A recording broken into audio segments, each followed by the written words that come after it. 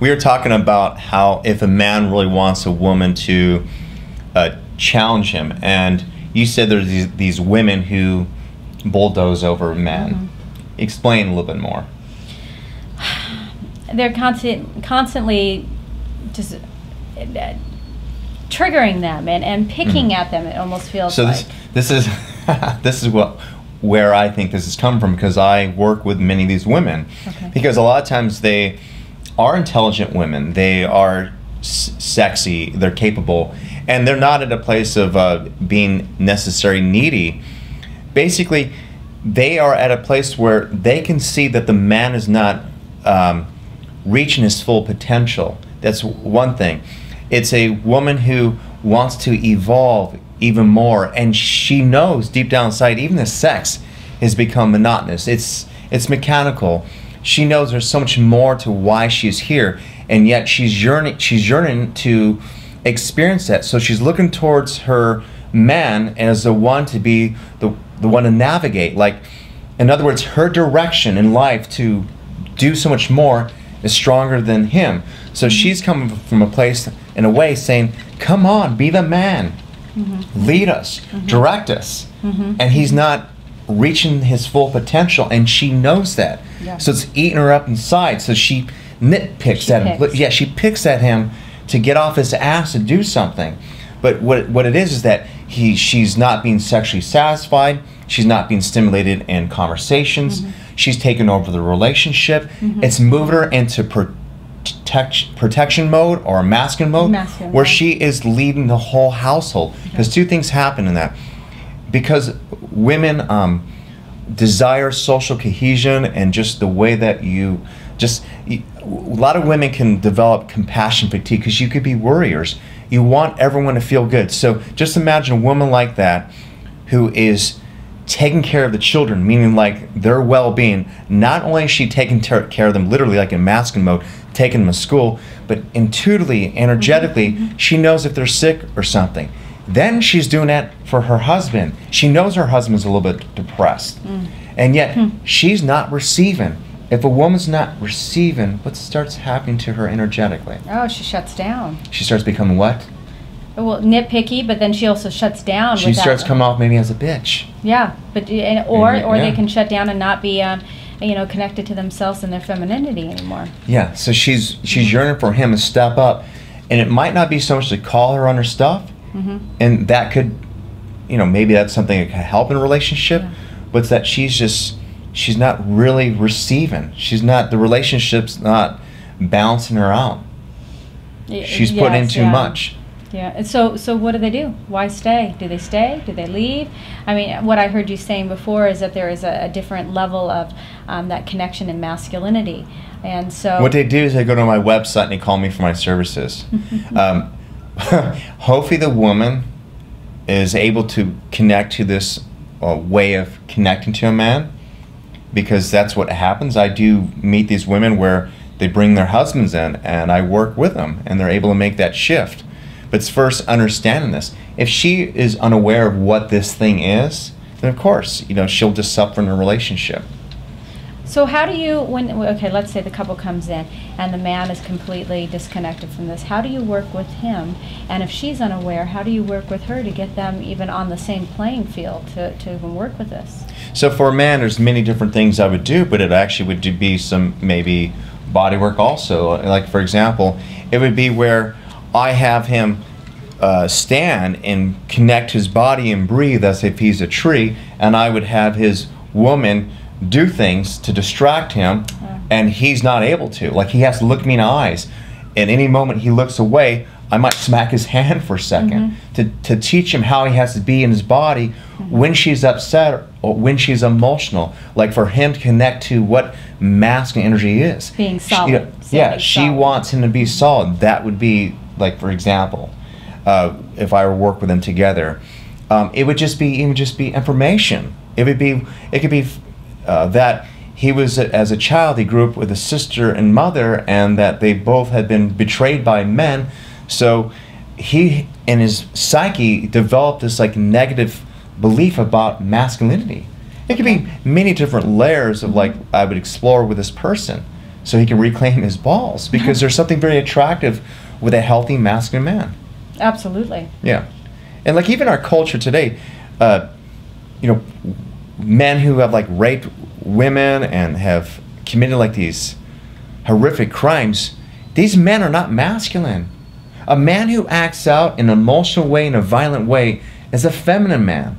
A masculine man notices the anger or the frustration and is able to check in and have a secondary response and go, oh, I'm angry, or connect to the remorse or what could happen, like the repercussions of doing something like that. He's not in it. He's like, so when a man is caught up in his emotions and he just reacts, he's reactionary. He's feminine. He's in his feminine energy. I get that. I get what you're saying with that. Yeah, a masculine, maybe not the best depiction, but it does work. It's like John Wayne, you know, he was always polite. He's like a gentleman. You don't see him losing himself. So what you're saying is, if there's an argument in between there, the woman will probe to see if the man can stand solid and hold the space. Yet, if she's really in her feminine and he is holding the space, then it's almost, I've heard men say it's frustrating, they can't win for losing, because they're holding the space, they're solid, but because they're not giving the reactionary to the woman, now she's still frustrated. So what does a man do in that situation? Oh, she's still frustrated in that? Well, yeah, because if he holds space, are you talking he's about not yourself? giving enough. No, I'm kidding. I've witnessed that at one point with myself, where I was doing that to. That actually, no. Here's the thing: is that I dated someone who where I was connecting to her while she was yelling, and she continued to yell. But again, only I'm able to maybe do this because of my background, but she's yelling. Then at that point I looked at her, I'm like, who are you talking to? Because it was all projection. I go, are you aware that I pretty much said everything that you probably wanted me to do?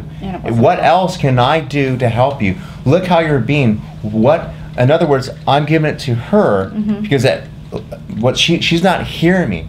How can I guide you better? Because whatever I'm doing in this moment, it's not the right thing. Is it me? What is that? And that still might not work. It's where you're like, this person has some psychological stuff to work out. Well, my experience with that is when that person, the woman in that case, isn't in her body. She is not present in her body. She is so far out of it that, all of that intelligence that you're giving, she can't even hear it. And that has been a problem with, say, this one relationship I'm talking about, is that once she had an emotional thought, that was it. She was done. She ran with it. In fact, that was actually when you asked me the question about that relationship that didn't work. Yeah. That's what I was talking about. Got it. Okay. Got it. But that's why I would ask her questions that were almost like head-based, where I had her make her look at herself so she could be the observer. I go, are you aware you're screaming right now? And I said, I'm sorry, and I'm holding you. You told me to touch you and grab your hand when you're upset. And I'm doing that, and yet you are still somewhere else. Can you see that? Are you able to see yourself? See what I'm doing? That's what I tried with her. It doesn't work all the time, but it made her. You can tell there's this pause. There was this like aha. Okay, so I have a question for you. Do we have time for another question?